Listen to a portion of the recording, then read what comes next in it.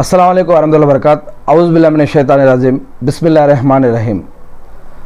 శాపగ్రస్తుడైన సైతాను బారి నుంచి సృష్టికర్త అయిన అల్లాహ్ యొక్క రక్షణని, అల్లాహ్ యొక్క సహాయాన్ని, రక్షణ వేడుకుంటూ ఉన్నాను. ఆమీన్. అల్లాహ్ యొక్క చివరి ప్రవక్త అయినటువంటి మొహమ్మద్ సుల్లాం గారి పైన శాంతి సేవకాలు కురియాలని నేను అల్లాహ్ని ప్రార్థిస్తూ ఉన్నాను. అల్లా ఆమీన్. మరియు ప్రవక్త మొహమ్మద్ సుల్లాం గారు ఒక విషయం చెప్పారని ముస్తవరిద్ బిన్ షద్దాద్ రజల్లాహ్ గారు తెలియజేస్తూ ఉన్నారు. ఆ విషయం ఏమిటి అంటే, ఈ యొక్క ప్రపంచక జీవితం పరలోక జీవితంతో కనుక పోలిస్తే, ప్రపంచంలో మనం జీవించే ఈ యొక్క జీవితం పరలోకంతో కనుక పోలిస్తే, ఈ యొక్క జీవితం మనం సముద్రాలలో ఒక ఏలు ముంచి ఇలా తీస్తే మనకి ఒక చుక్క నీటి బొట్టు ఎలా అయితే పడితే ఆ యొక్క నీటి బొట్టు విలువ ఎంత ఉంటుందో, మరి పరలోక జీవితంలో ఈ యొక్క జీవితం అలాంటిదే అని చెప్పడం జరిగింది.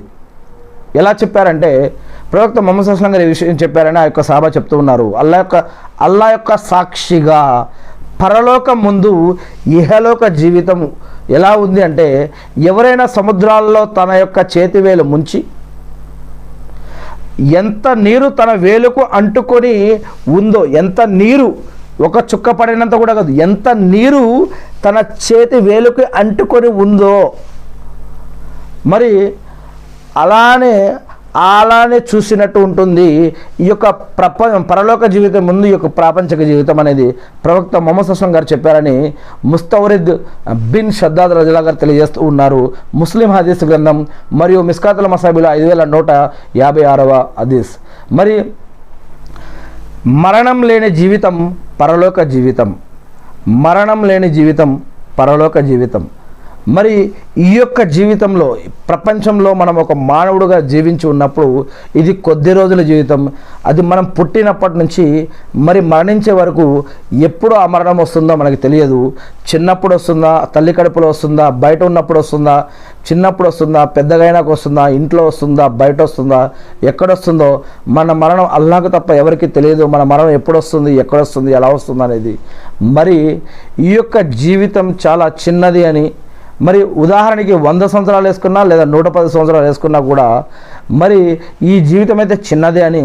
ఎందుకంటే ఎప్పటికైనా మనం మరణించి ఎడతిరిగి మళ్ళా సృష్టికర్త అయిన దేవుడి దగ్గరికి మనం తిరిగి వెళ్ళాల్సి ఉంటుంది అని.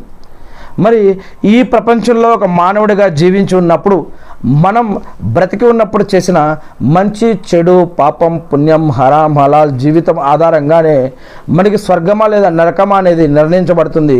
స్వర్గంలో స్వర్గభాగ్యాలు ఎలా ఇవ్వాలి, నరకంలో ఎటువంటి శిక్షలు ఉంటాయి అనే విషయాలు ఖురాన్ మరియు హదీసుల్లో అనేక విషయాలు చెప్పబడ్డాయి. మరి ఈ యొక్క మానవుడిగా జీవించి ఉన్నప్పుడు జీవితం ఆధారంగానే అది నిర్ణయించబడుతుంది అని. మరి అవి ఎలా ఉంటుంది, ఏ పాపం ఎలాంటి శిక్షలు అనే కొన్ని విషయాలు ఖురాన్ మరియు హదీసులో కూడా చెప్పబడ్డాయి.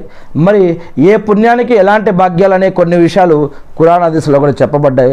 మరి ఈ జీవితం మానవుడిగా జీవించి ఉన్నప్పుడు, మనం బ్రతికి ఉన్నప్పుడు సమయాన్ని వృధా చేయకూడదు. ఆరోగ్యంగా ఉన్నప్పుడే మనం కష్టపడాలి.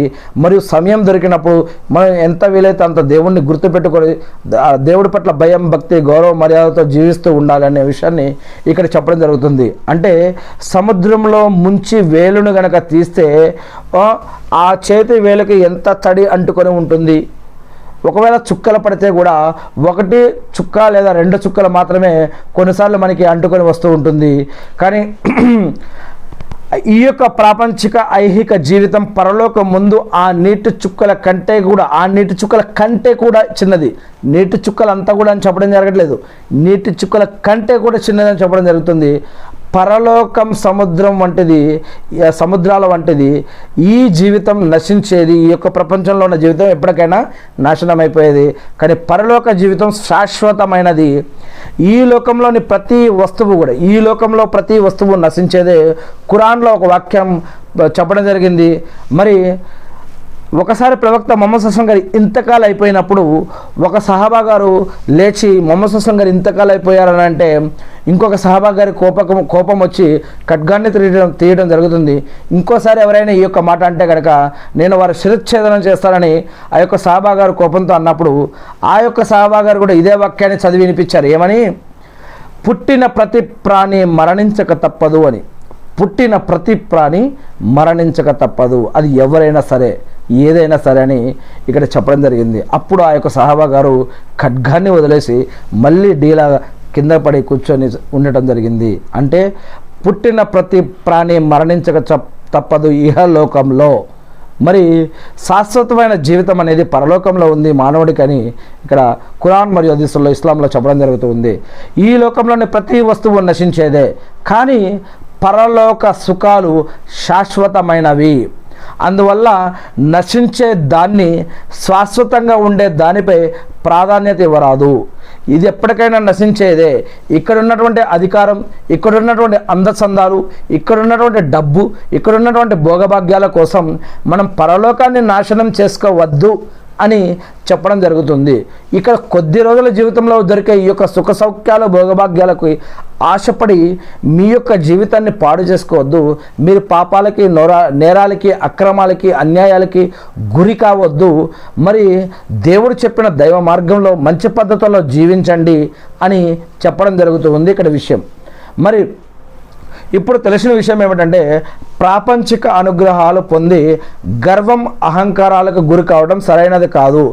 దైవ అనుగ్రహాలను పొంది దైవ ఆదేశాల ప్రకారం దైవ మార్గంలో ఖర్చు పెట్టి మరి జీవించాలి. మరి అదృష్టవంతుడు ఇటువంటి వ్యక్తి ఇహలోకంలో పరలోకంలో కూడా భోగభాగ్యాలను పొందే భాగ్యం దొరుకుతుంది.